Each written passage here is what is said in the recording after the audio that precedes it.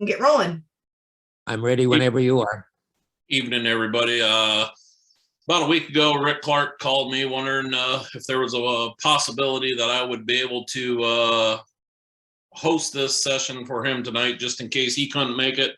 And then as his schedule became a little more clear, he confirmed that he might be able to join us later. We don't know exactly when he might join us, but hopefully he'll make it in, because I think we've got a very special guest queued up tonight. I had the luxury of meeting him in 2018, I believe it was, thanks to this guy, Richard Jensen. Want to wave hi to the crowd?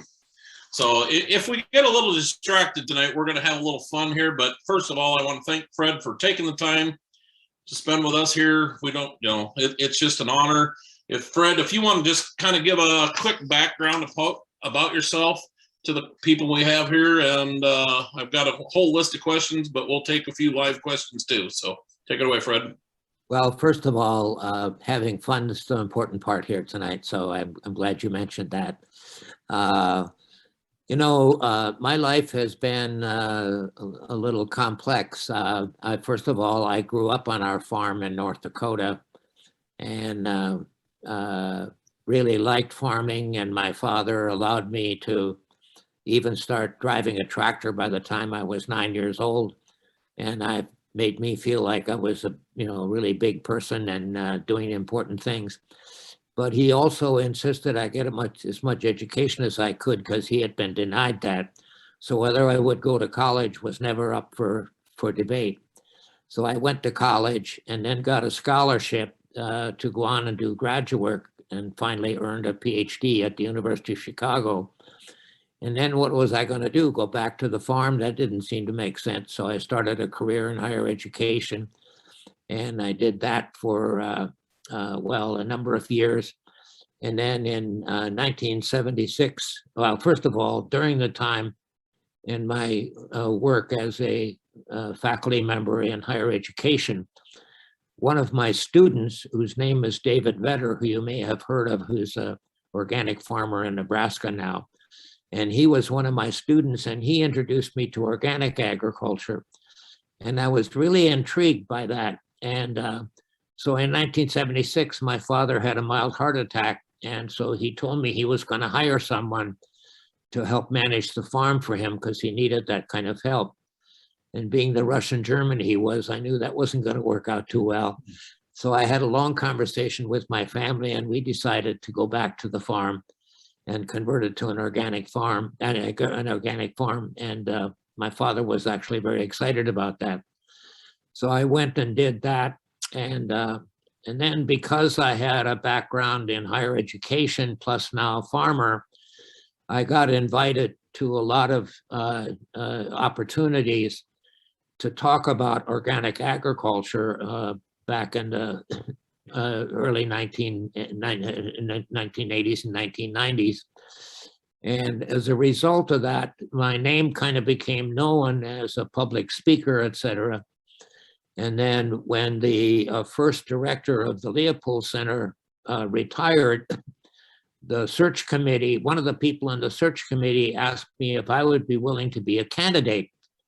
And so I thought, well, they're not going to hire a farmer, so they just need a farmer on their list. And so I'll agree to do that. And then they ended up hiring me. And by that time, I had a young family on our farm, because I had so many speaking engagements and stuff. I needed some help. And there was a young family in our community that was looking for an opportunity to farm. And so they came and joined the farm. And then I told them that the only way I could even consider taking this position at the Leopold Center was if they agreed to take over the operation of the farm, which they were very excited about doing. So they did that. And then I, went to Ames, Iowa, where I live now. And I served as the director of the Leopold Center for, about 15 years. And then also became involved with the Stone Barn Center out in New York. And I'm still, doing a little bit of work with them. So here I am now in retirement. And I thought when I was in retirement, I would have a lot of time on my hands. But then it turned out that because when people found out I was retired, they figured I had a lot more time to devote to some of the things they wanted me to do. So I'm actually been busier than ever, but I'm doing everything on Zoom now. So that's where I'm at. Excellent. When I was kind of looking how I was going to build my question list for you, one of the biggest things that stood out was you've been referred to as the voice of the soil. Oh, well. That's a pretty good compliment. Can you care, Well, do you yeah, care to that, expand upon that? I think the reason for that is, I've never taken a lot of courses in soil work, but, especially in terms of my work with David Vedder, it became very clear to me that the soil was the foundation of an agriculture that was truly sustainable. And so in my own operation, on my own farm, I manage totally in terms of renewing and replenishing soil. And the family that's doing our farm now is still working that way. And one of the things I discovered is that, and also in my work with the Stone Barn Center and the Blue Hill Restaurant there, and working with Dan Barber and Jack Alger, who is the head of the farming operation there. And he and Dan working together. Dan, of course, is the head chef of the restaurant, and he's interested in the best tasting food. And Jack is interested in farm being regenerative, and that, again, soil and soil health is the important part of that. And then when Dan began to raise the food, or get the food that was raised on the soil that Jack was managing, he found out that it was the best tasting food he ever had experienced as a chef. And so they have now begun working together, and in fact have now created, based on their relationship, a new concept which they're calling 2.0 agriculture and food. And and of course, with the pandemic on now, there have been some limits to, how many people would come into the restaurant, et cetera, and how they would do all of that. But they have now developed this system where everything is based on growing food on healthy soil. And it's the healthy soil which then provides the quality of food that Dan wants to serve in his restaurant. And that concept is taking off. There are now individuals in 47 states who have begun to find out about the kind of system that Dan and Jack are doing in New York, and copying that in their own locations, and 66 countries which are also adopting that concept. So it's been catching on. Back up to your farm there, you mentioned the practices you implemented on the farm. Do you care to explain how you were regenerating soil in 1976, if I believe it was, or what was your mindset about in that time frame? Yeah, well, again, the principles for that I learned from my student, from David Vedder. And the basic thing about the way you manage soil is that you manage it for the life in the soil. It's the life in soil, obviously, that is the center. And this is one of the problems with, our current conventional agriculture, which is all about the inputs that you put in order to get the response that you want. And soil is simply looked at as a material to hold a plant in place. And but in the kind of organic agriculture that I'm doing, and there are some people in our history that have done that. Liberty Hyde Bailey, for example, who was one of the first deans of agriculture, he wrote a book entitled The Holy Earth. And what he pointed out in that was that the way we needed to do agriculture is not dependent on what we put in, but rather looking at the earth as holy, and how do you manage it in a way that you get the benefits from that self-renewing capacity. And of course, even though he wrote his book and was one of the first deans of agriculture, the major culture that had emerged in not only in our country, but pretty much throughout the world was to, an input system. And that goes back to Justus von Liebig back in, I think, the 1930s or 40s, whenever it was.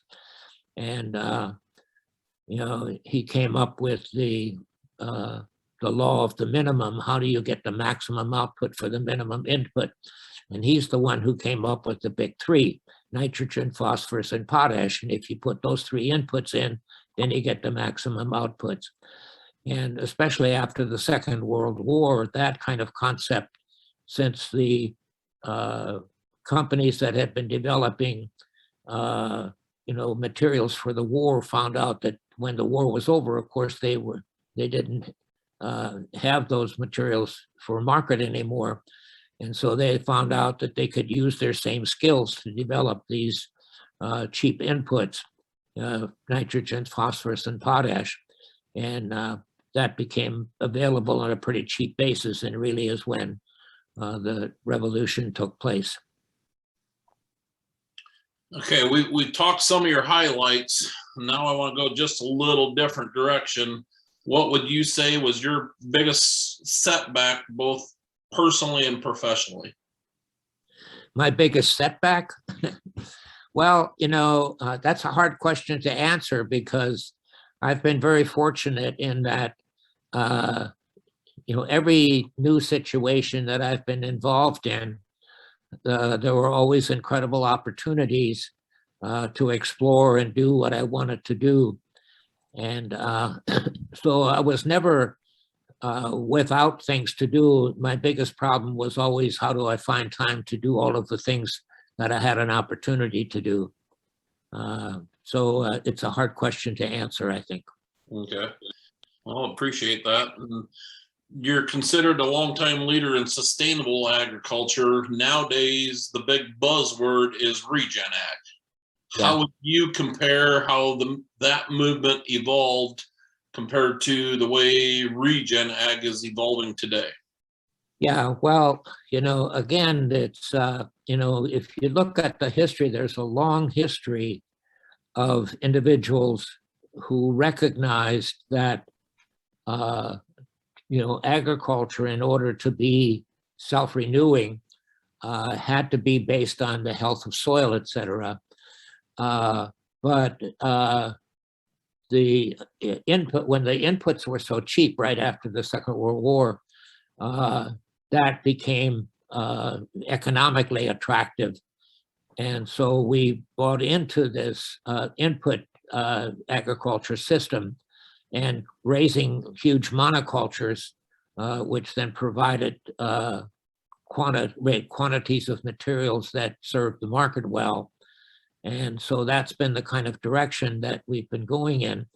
But there have always been a few people, going back to the early 1900s, that understood, and Liberty Hyde Bailey being one of them, as I mentioned, recognizing that this was the wrong direction.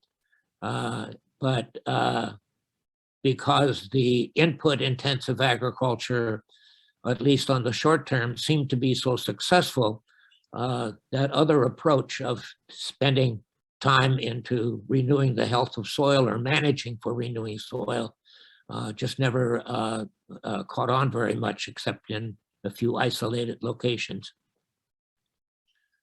Carrying on that same train of thought, as the younger generation following your lead, how do we keep moving forward on a positive basis without going negative? The biggest problem I see going on right now is everybody wants to shame everybody into changing. What would be your suggestion how to move forward in a positive fashion? Yeah, well, one of the things I think that, and maybe I'm too optimistic here, but what I'm seeing, and since I'm retired, I don't spend as much time with students anymore as I did before, but I still have some ongoing relationships. And one of the things I'm discovering is that this new generation of farmers now, and it's not just the students that I'm working with, there are in fact a number of authors now who are young farmers. One of those is a book by James Rebanks, the title of which is A Pastoral Song. And he writes the story about his own experience as a young farmer. And he discovered, again, that this sense of self-renewing approaches was a much more, a better way to farm for a lot of reasons, both for, the cost, for the benefits, and there've been several young farmers that now have written about this kind of aspect to agriculture. But where we are right now is about, I think it's 70% of our farmers now are over age 60. And of course, they're all farmers who bought into this get bigger, get out concept. And so they've spent all of their lives, producing as much as possible based on the inputs you had to put in. And so asking them in their 70s and 80s to make the kind of changes we're talking about is simply not realistic. But these younger farmers, and I don't know if anybody's done a study yet of what percentage of farmers there are, but here in Iowa, we have an organization that has called itself the Practical Farmers of Iowa. And many of those farmers are younger farmers, and they are moving in this new direction and are finding it quite successful. And the Practical Farmers of Iowa has been growing enormously in the last decade. So there are some new beginnings that are driven by experiences that young farmers are having, and also because they realize that the inputs that we've been using to sustain the conventional agriculture are all non-renewable. And already now, the cost of nitrogen, the cost of phosphorus are becoming hugely expensive. And even some of the older farmers are beginning to wonder, for example, in Iowa now, corn, of course, which needs more of these inputs than soybeans. And corn has always been the biggest crop in Iowa.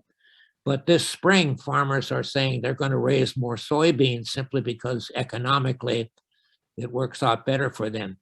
So I think we're at the beginnings of some changes that are going to be driven by the economics of the situation. Thank you. One of the neat projects I've had a chance to tie in the last several months here, thanks to Jimmy Emons, is he introduced me to the Sand County Foundation based on Aldo Leopold.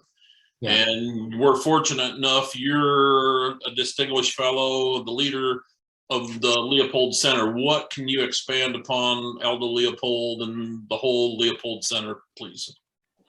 Well, the thing that's interesting about Leopold is that, he already understood early in his career that the kind of direction that agriculture and the food system was going in was simply not the right direction.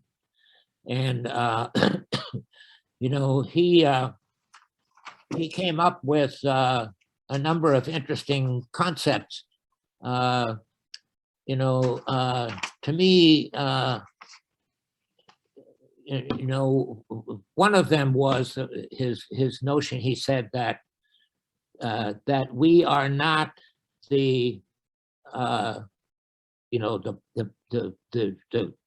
controller of nature or of the soil. We're simply plain members and citizens, and so we have to learn, from nature how we manage things rather than the other way around. But of course, again, because the other culture had become so popular, even though Leopold wrote about this back in 1930, it was not something that was put into practice very much. But the literature is still there, and I think increasingly, I'm seeing at least an increasing interest, especially among younger students, about reading more of Leopold and incorporating some of his thinking into their perceptions. I happened to have this conversation here with Dick yesterday. For most of you people, this is Dick Jensen here. I introduced him earlier, but he's been a longtime mentor of mine. But yesterday he told the story of two young county conservationists in our area that were tired of being paper pushers. They actually joined the conservation field because they wanted to be out helping people actually do what we're talking about. You know, and that's kind of one of the things that bothers me. But one other thing I want to touch on with the Leopold and all that, part of the fruits of our effort of the last year here is the Sand County Foundation just announced that they just opened nominations for the first Leopold Award for Iowa. So we're making progress. I mean, I'm fortunate enough. I get to consider through my travels. I've met a lot of the past Leopold winners from other states and that. So I hope people start looking into that and understanding some of the relevance of what that all means to some people. Well, let me just, again, since we're talking about Leopold, and I kind of assumed when I was thinking about our meeting today that some issues around Leopold might come up. So I went back and dug out of some of Leopold's writings, especially one statement that I always thought was, pretty relevant to, to what this was in his Sand County Almanac. He said it was inevitable and no doubt desirable that the tremendous momentum of industrialization should have spread to farm life.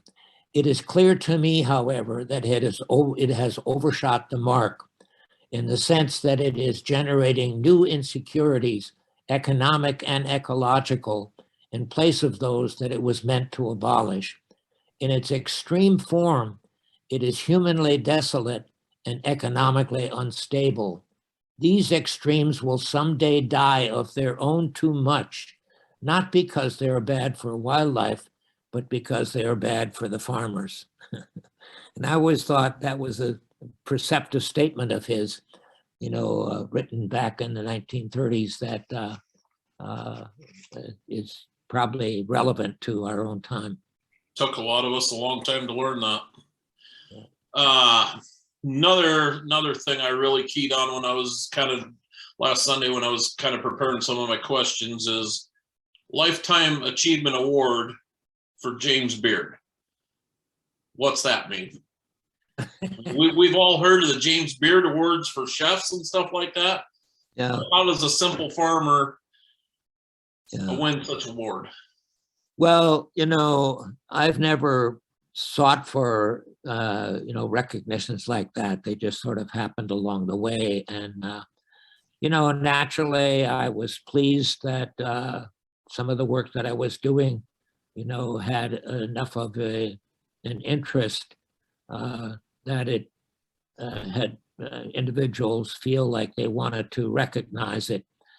And, I always see those kinds of things as not something that, is a reward to me, but it's a reward to the concepts and the philosophy and the thoughtfulness for which I am indebted to many of the people that I have had the pleasure of associating with. And again, David Vetter, my former student, being one of the key ones. So I don't know. I mean, that's the way I kind of see things anyway. Well, I'm just sitting here thinking, I go back to that first time we met in 2018, and you kind of triggered a few thoughts in my mind that I don't know if I even really recognized at the time until just this past year. We were fortunate enough to have a beer come out with our label on it and all that, and they called it Regen Beer. And it was introduced in the community where it should have been a hit. But your average consumer didn't realize exactly what that meant. And it came to my mind, it's like, how are we missing the point this hard? You addressed some of this 10 years ago already, And here now we're trying to recreate the wheel. So that's, that was when Rick said, Oh, "Hey, invite anybody that's you a really want." That's why I'm important. like, "Oh my God, this Yeah. is what That's we a got to really go." important observation. And, my view of that is that, and I see a lot of things presently, for example, that I think we are totally missing in terms of our involvement in our own world today. Just as an example, and there are a number of people now who are writing about this, and E.O. Wilson is one of them, and he wrote this book, I don't know, 10 years ago, called Half Earth, in which he pointed out very clearly that if we want to continue to be livable, want the Earth to be a livable planet for us humans, then we have to keep half of the Earth in wildness, because it's the wildness that has the regenerative capacity that keeps renewing the Earth for us. And if we don't have half the Earth in wildness, then eventually it's not going to be a livable planet for us humans. So, there are a few people who are making those kinds of observations and writing about them very compellingly. But, we still have a culture, and, I see this every day, where we're primarily interested in what else do we need to do in order to make the Earth be what we want it to be, rather than how do we begin to learn from the Earth and figure out how we can adapt to the Earth, excuse me, in order to have a productive life. And there is, I'm going to pull it down from my bookshelf here, a new book that just came out that it's actually a booklet called Moderate Greatness: Why Civilizations Fail. And William Upholz is the author of it. And in a few chapters, he goes into, how we have put ourselves into a situation now where if we continue to do what we're doing, it's going to increasingly make it more difficult for our civilizations to survive. And the kind of changes we have to make is to more figure out how we can adopt the kind of culture that we had when we were hunter-gatherers. In other words, we were dependent on nature and looking to nature for how it would feed us.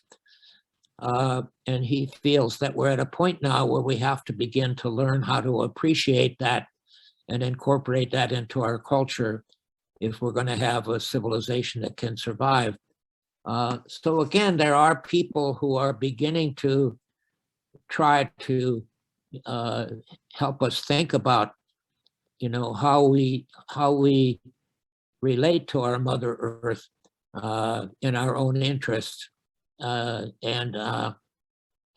I don't know. Excuse me again. Again, one of the things that excites me is that an increasing number of our younger generation are, recognizing this and recognizing it's their future that they have to be concerned about, and that continuing on the path of dominating nature and forcing nature to do what we want to do in our interests is simply not the future that's going to be a survivable future for us humans. So I don't know how, and then of course with the effects of climate change and all of that, and many of the people who are really studying this are telling us we only have about 20 years now to make major changes that are going to serve the renewal of the Earth rather than just our own short-term interests. So we'll have to see how that plays out. But in my view, the next 20 to 30 years are going to be pretty critical in terms of the future of the human species on our planet. One of my strong suits, and I'm glad you're kind of going this way, because one of my strong suits has always been, I've paid attention to my elders, and I love sitting and listening to talk to the older folks and stuff like that. But this past winter, I started questioning myself.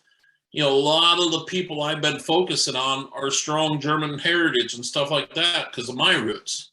Yeah. So I started paying attention to this young lady on Twitter here this last winter. She's a ethnic Native American professor that I was going to reach out to, and all of a sudden I started thinking to myself, well, do I need to go that far?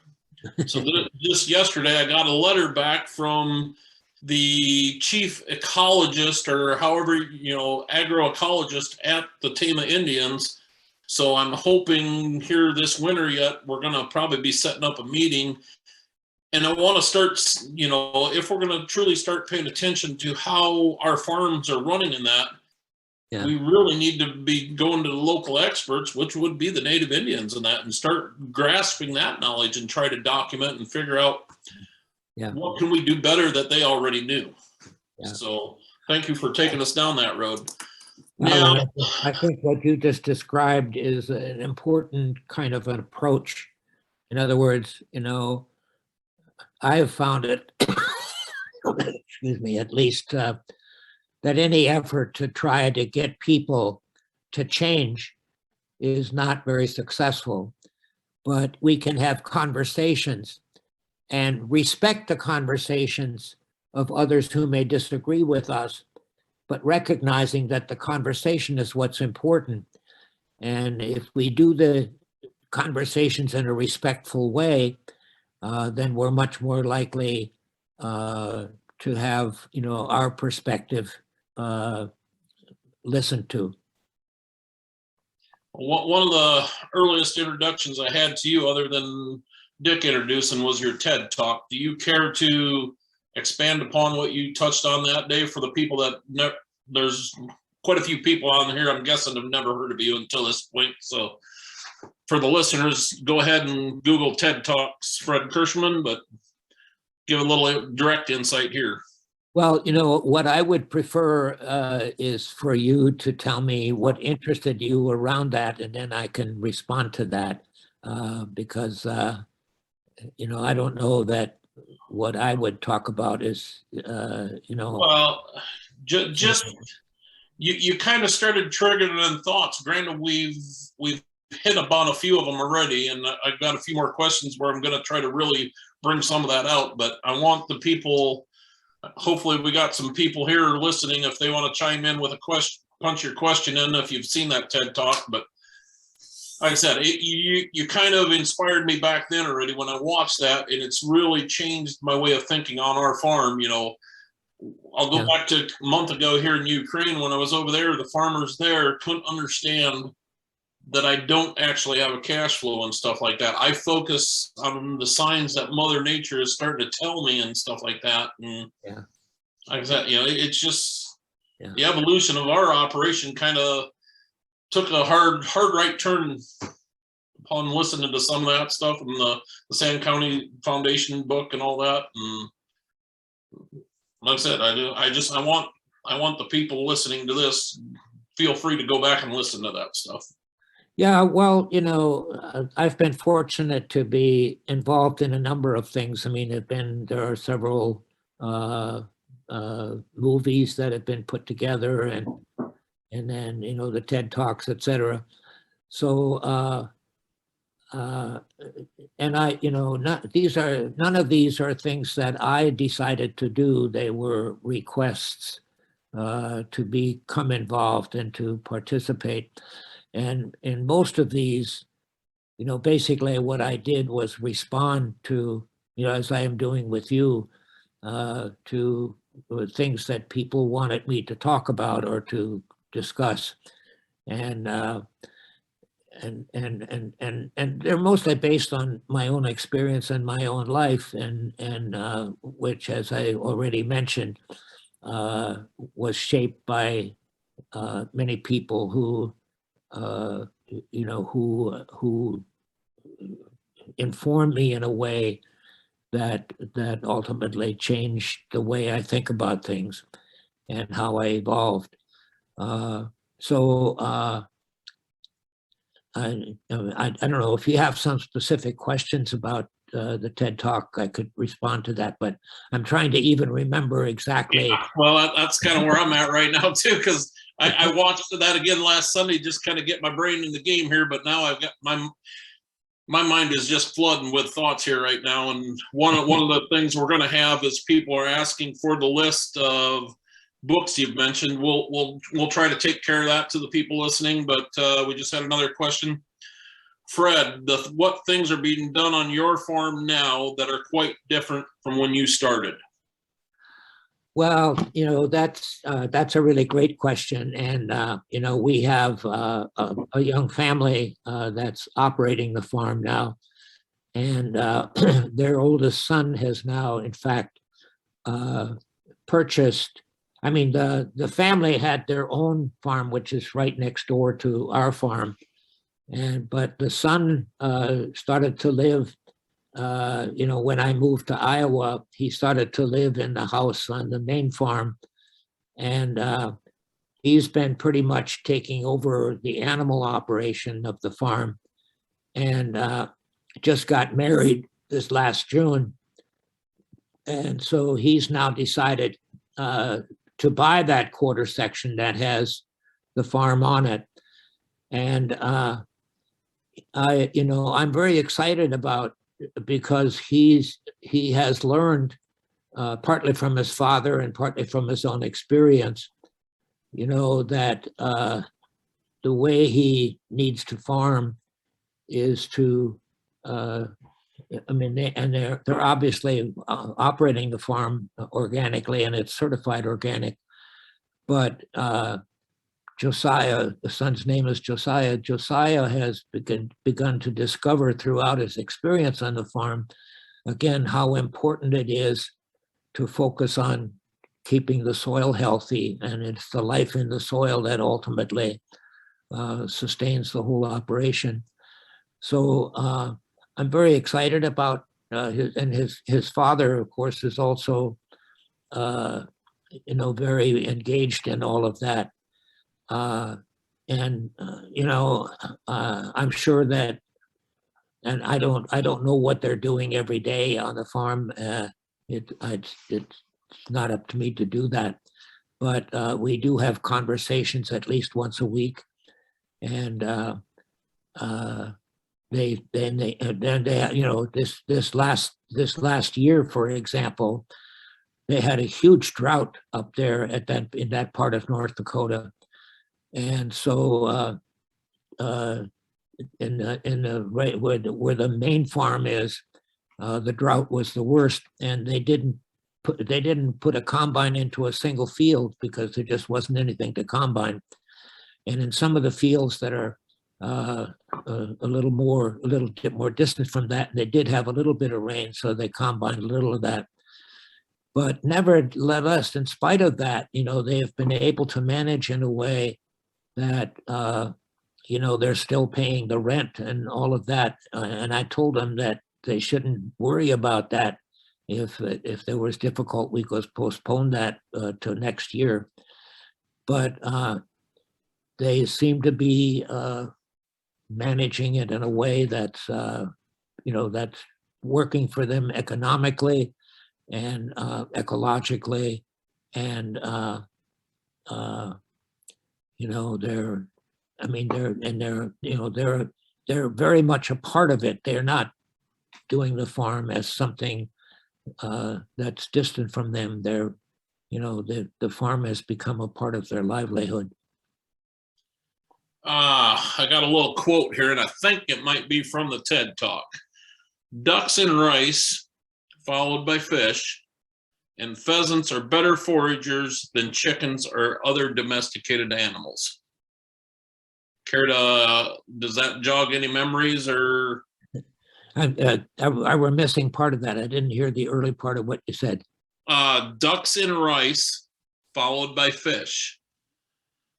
And then the next quote I have is, pheasants are better foragers than chickens or other domesticated animals. Well, I don't recall that, but what goes through my mind when you do that is that I do think that I'm not opposed to domestication of things, but I think we need to do it in a way that we learn from nature rather than trying to dominate nature.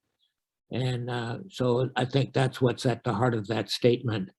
Uh, so the story you told, I believe you were talking about a young gentleman that you followed. He was growing rice and he had the ideal, hey, we got water, let's throw the fish in there. And then I think he threw something else in there. It was just, like I said, it was one of those unique stories that I've heard you tell over and over. And I enjoy that kind of things. And that we touched upon that a little already when we talked about. Again, it's the interconnection of life in nature that we need to pay attention to, rather than to how we can dominate things. Now, do you care to expand upon your connection at the Stone Barns? I mean, my connection started, I think, 2015. Jill Clapperton recommended the book Third Plate. Yeah. I'm not a reader, so I didn't have time to read it. I never made time until here about 2 years ago. And then when you were here with Dick that day, you started talking to Russell Hedrick and myself about the Stone Barns and that. Can you tell our audience a little more about the Stone Barns and stuff like that?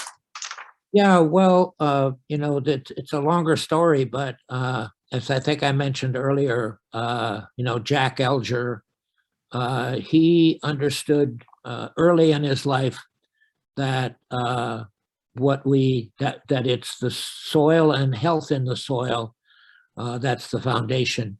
And the Stone Barns Center, I mean, that facility was originally owned by the Rockefellers, and they became very intrigued by kinds of things that Jack and others were doing, and so contributed much of that to the Stone Barns.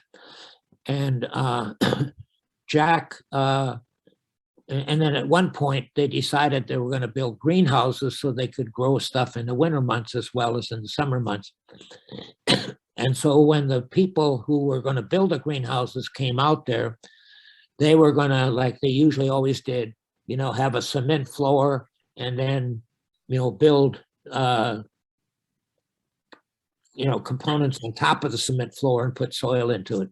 And Jack said, no, the soil is the foundation of it, and we need to keep the soil. And they were really difficult about that, but he convinced them to do that. And anyway, it was simply one example of how Jack from the beginning began to realize that it's the health in the soil that's the foundation of growing food. And so he managed the whole Stone Barns that way. And then it was, I think, 10 years ago when the Blue Hill restaurant decided to open a restaurant there. And Dan Barber, who is the chef of that, and he, of course, his major issue was having the best tasting food in the world. And when he started to get food from the soil that Jack was managing, he began to realize that this was the best tasting food that he had ever had. And so he became interested in how Jack was doing that. And the two of them, Jack and Dan now, they have continued to work together and have really started now a whole concept which they call 2.0 agriculture, food and agriculture 2.0. In other words, it's this whole new way of doing this. And it's just an amazing operation now, and both from a point of view of the way to grow food and to have the best tasting food that you could ever imagine. And that's what it's all about now. I'm fortunate enough, Dan Barber joined our peer group a year ago in January there, and I really got to sit down and have a conversation with him. And I'm looking forward to the chance when I get to go out there and actually see the whole deal. That's one of the deals I want to experience firsthand. And the third plate is an amazing book. It's been translated into 7 different languages now, and it's been all over the world. Like I said, I'm not a book reader, but that's one of the few books I've read now, and I'm hoping he writes the 4th plate now or something like that, because I'm looking forward to reading that one and just picking his brain. I've actually been encouraging Jack and Dan to write another book together, because this relationship that they've developed, I think, is another part of the story that's important to get out there. So I think they're considering it, but they haven't told me yet for sure. And that brings me kind of why I wanted to bring you on, because go back to that meeting in 2018. You just laid it out there, and as a host of the meeting, I never got to hear it, and then they never got any of that recorded. And it's just like, all these years I've been like, how do we ever get this on recording? Because I tell people, you're the only guy I know that you can be sitting there talking to 5 minutes beforehand, and you have no clue what you're going to talk about. Get up there and talk for 4 hours. But energy is on all our minds at the moment. One of the quotes, again, that I picked up from you is, it took 125 years for the first trillion barrels of oil. 30 years to use the next trillion. Can you give us some background on that and take it to the next generation and say, here, folks, this is what you need to be thinking about? Well, that's really probably the most important question that you raised, because fossil fuels all come from non-renewable resources, and we're at a point now, as we're beginning to experience, and a lot of the unfortunate things that we're experiencing right now in our world is based on the limitations of those energy resources. And some people trying to figure out how they can grab and hang on to a part of that. And what we really need to do is to think about what are the alternative forms of energy that we're going to have to explore, because like I say, oil and fossil fuels are not a renewable resource. So we're going to see increasing depletion of that resource. And we have to figure out, and I think a little bit of the good news is, at least as I've been experiencing here in the last several months, there are a lot of people that are beginning to explore what alternative sources of energy are and how we can begin to make that transition. But it's not going to be easy. I think about this when I think about when I'm up and I've got a fuel-based car. And when I'm out on the road and I see all these cars, and I think about people who are saying, well, we're going to have to, get off of fossil fuels and go to electric cars or something like that. And I think about, that transition with the millions of cars out there, and people still needing to get from one point to another with their cars. And the electrical vehicles, at least up to this point, are not readily available or affordable. So we're going to have huge transitions that we've got to go through, that hopefully we'll find a way to do that is not going to cause the kind of hardships that cause people to do unpleasant things. Well, one of the things I keep going back to is, I've been kind of focusing on this a little while already. Electric seems to be the vehicle of choice. Everybody's deciding, but why are we overlooking other alternatives? I mean, the one I keep going back to is hydrogen. I mean, basically, we break the water apart and bring it back together. The exhaust is water. Yeah. We can store hydrogen efficiently. We can do all that. We don't have to change the whole system. Yeah. why are we so focused on one avenue? Well, that's a great question, and I don't know I have an answer to it. I mean, but I think part of it is that, we tend to look at problems in terms of finding the solutions that we can develop quickly and efficiently, and without making huge changes in our livelihoods. And this is one of the things that I like about the book that I mentioned a little while ago, because he really makes us think that the main thing that we have to do is really fundamentally, change the way we think and how we're going to live on planet Earth as a species. So I don't know. At some point, we may get to the point where we're going to experience that kind of revolution, but that's going to be difficult because, we've been living in a culture that's now over a century long, and that culture has always been kind of on the notion that,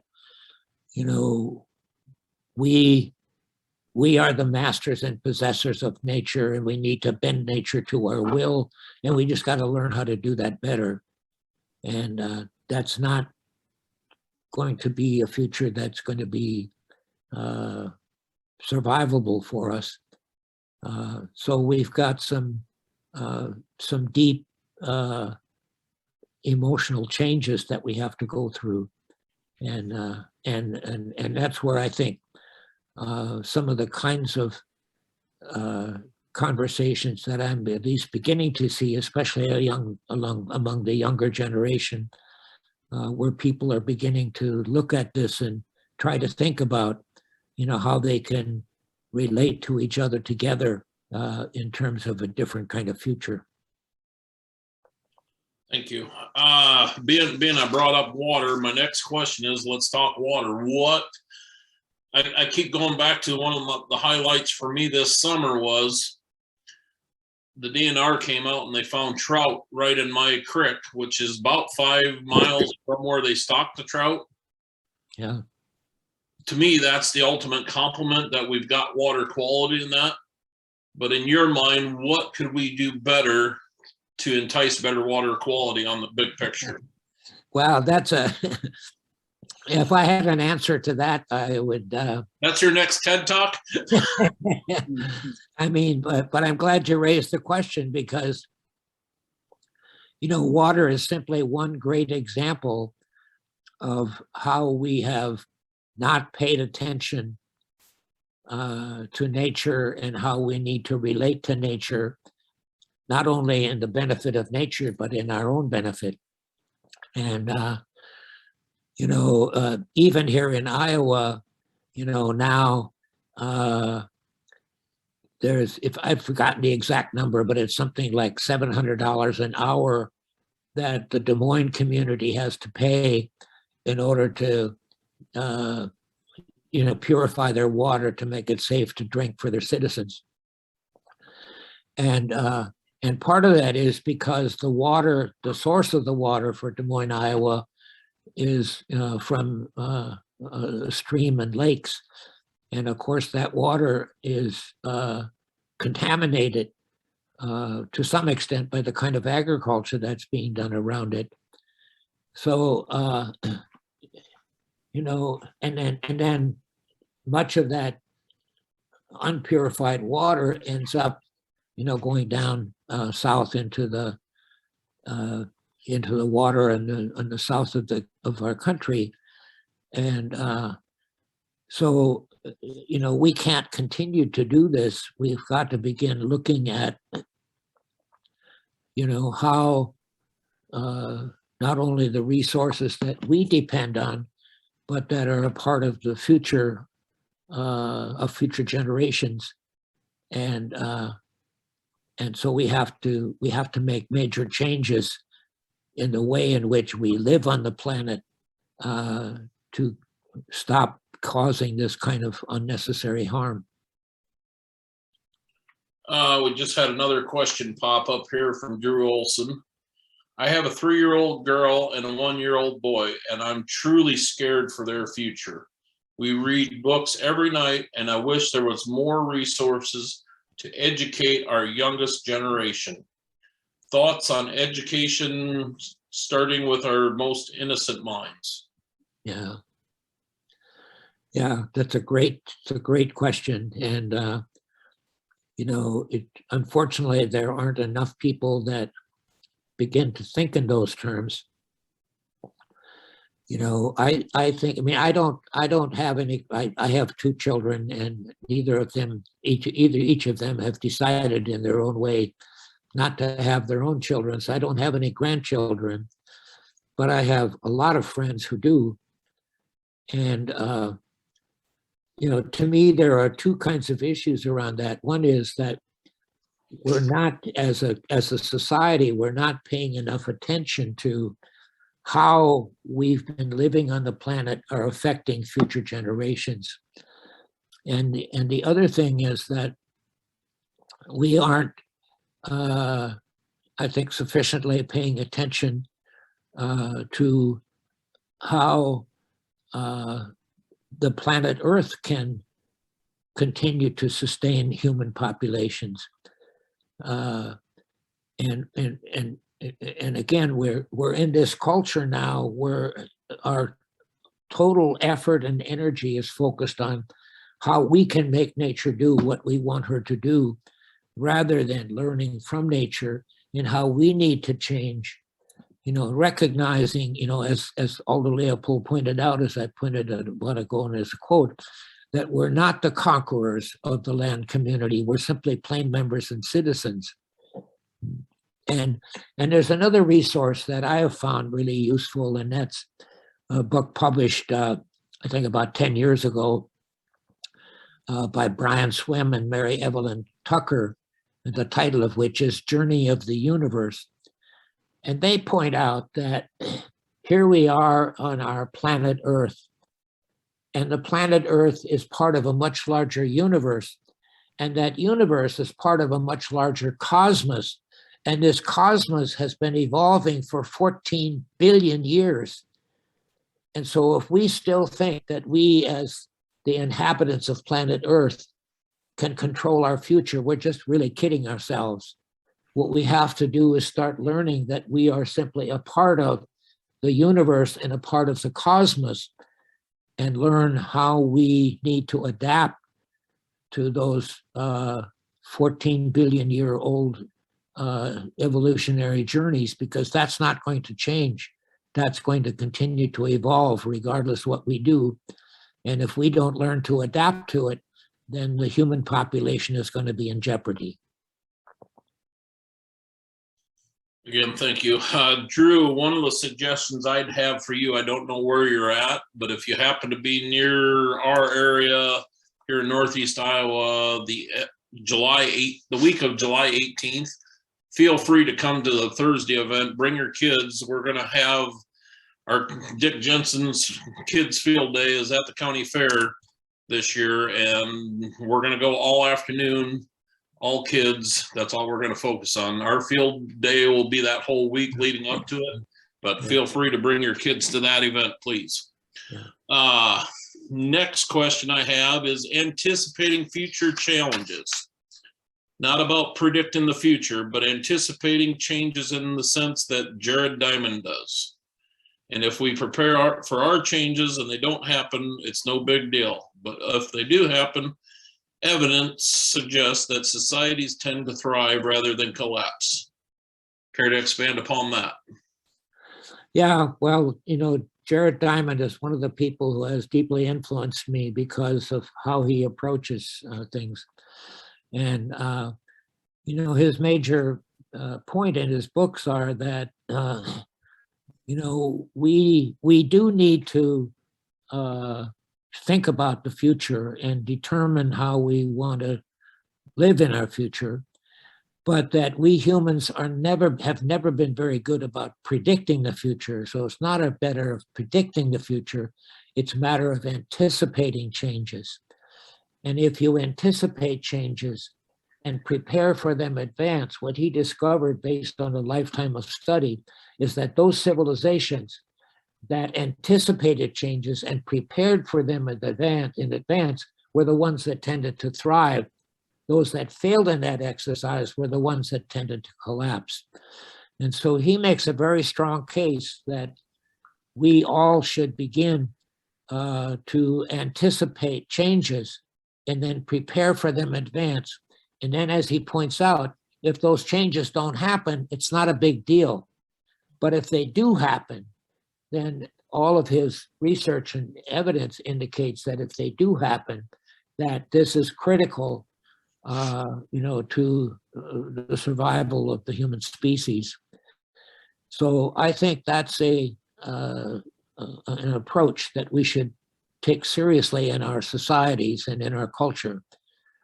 And if we think about the changes, anticipate changes that could happen, and we prepare for them in advance, and then if they happen, we'll have in place the kinds of things that enable us to adapt to those changes. If they don't happen, then it's not a big deal.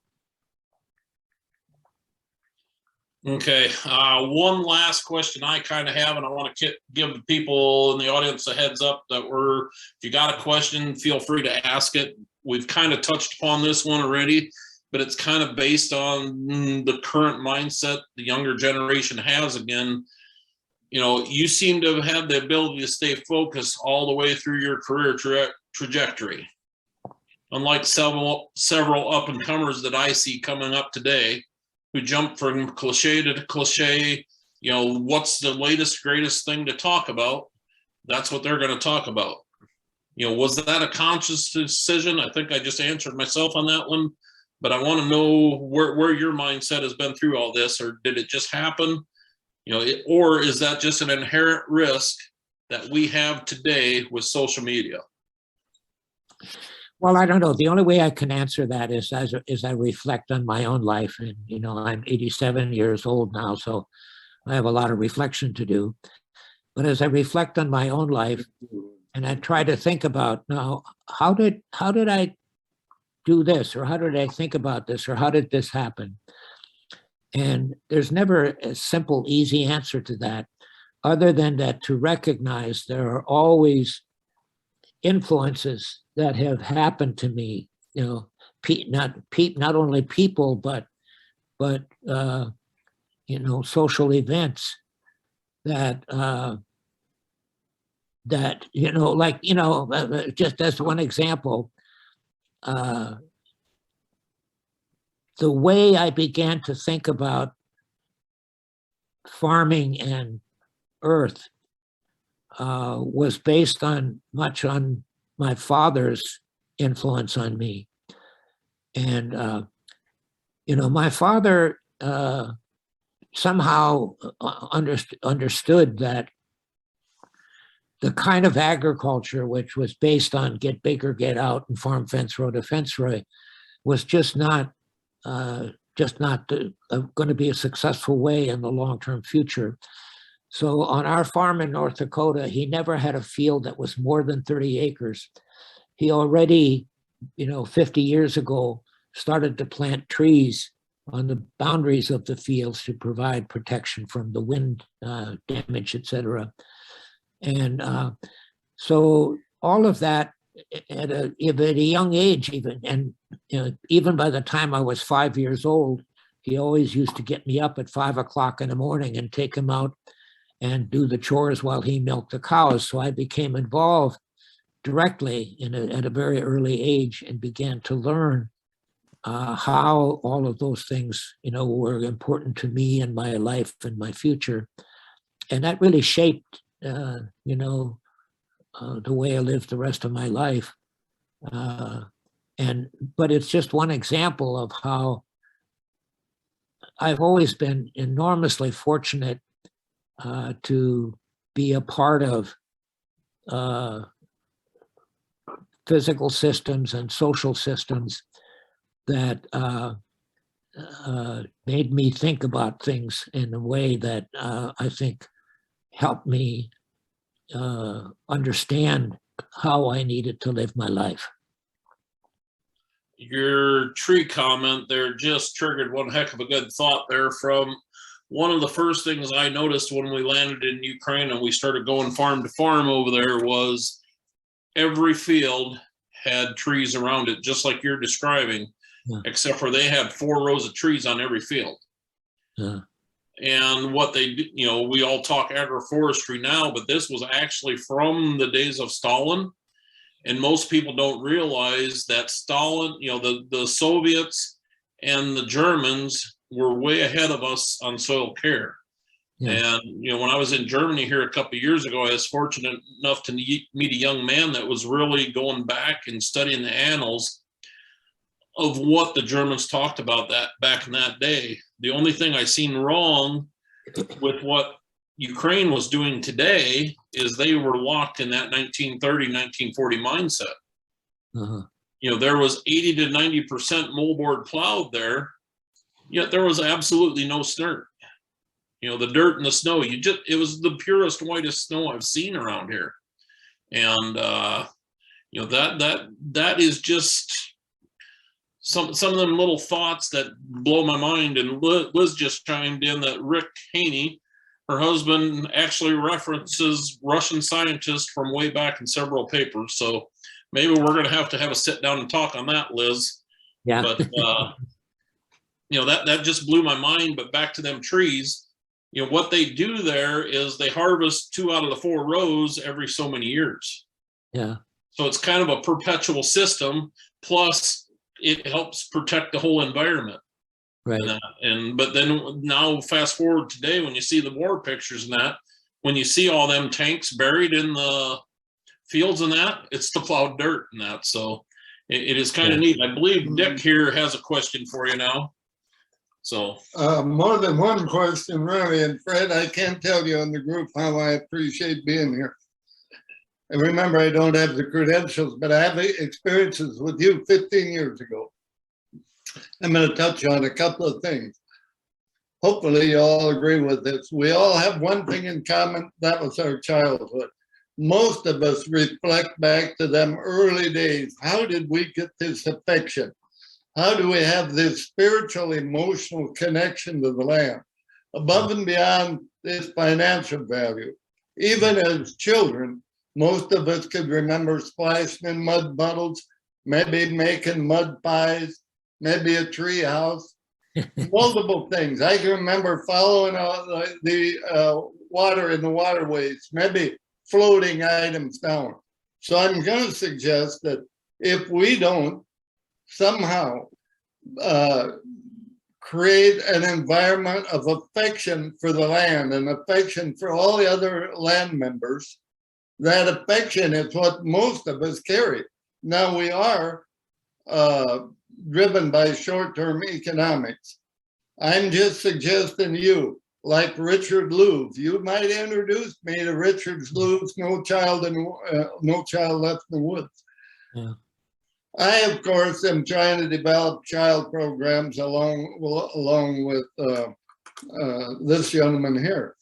But our children have been hijacked. They enjoy seeing anything under glass as much as us group had that spiritual, emotional baptism with the rest of the living things. So I'm going to let you go from there if there's any truth to it.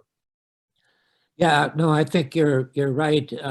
But the thing is, and again, I'm hoping at some time my colleagues at the university can do a study to find out what percentage of the next generation are already beginning to raise the kinds of questions that you're concerned about, and that is, to begin to wonder how we begin to learn from nature, and instead of how to dominate nature, that kind of culture shift. But I've experienced in my own life with some of the younger generation that I've had the good fortune to work with, that really understand in their own interest and their own future that they have to begin to pay more attention to nature and to learn from nature. So I don't know.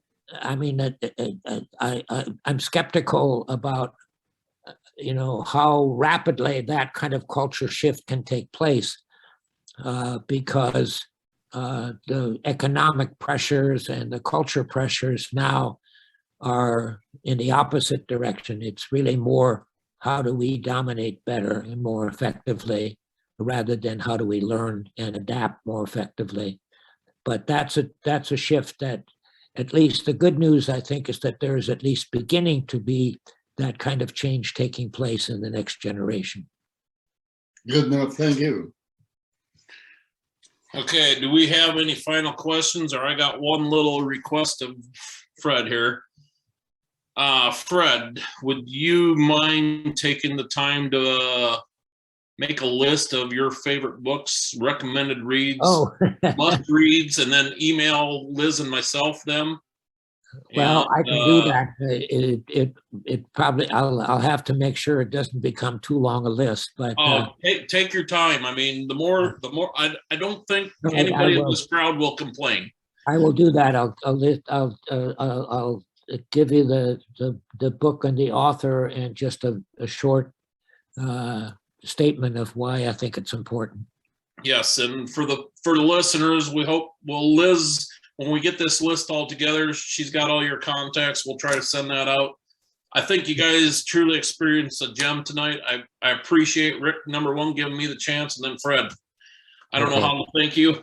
I mean, this has been a true honor, and thank Dick for awesome. Somehow together we're all going to work through this and make a difference. And my hat's off to you. So, well, thank you. Great question and good conversation. It's been great, and if I can ever do anything to help you out, say the word. I'm there. So, all right, I'll let you know. Any final questions from the audience, or Liz? You got any final input here? Earth to Liz. I just think it's amazing, and I have plans for all of you people. I'm so excited. Y'all are amazing. With all that, folks, I'm going to thank you again, Fred. This has been an honor. So take care, Fred. My pleasure. Thank you very much. All righty, folks. Thank you guys for joining, and hopefully next week Rick will be back, or otherwise I'll try to find another good interview. I don't know if I can top this one. So thanks, everybody. All right. Take care. Bye. Thank you.